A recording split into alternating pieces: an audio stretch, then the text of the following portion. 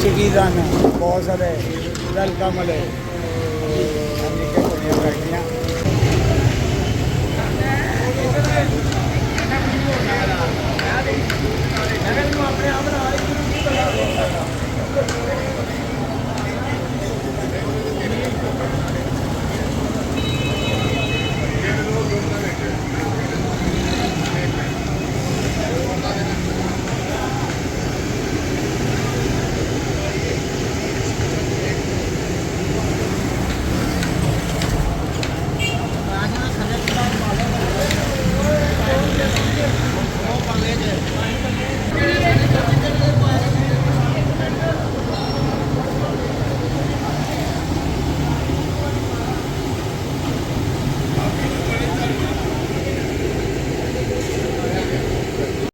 ਸ਼ਹੀਦਾਂ ਬਹੁਤ ਸਾਰੇ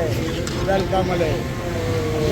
ਨਿੱਕੇ ਕੁੜੀਆਂ ਬੈਠੀਆਂ ਤੇ 5-7 ਹਜ਼ਾਰ ਸਮੋਸਾ ਦੇ ਲੈ ਜਾਂਦੇ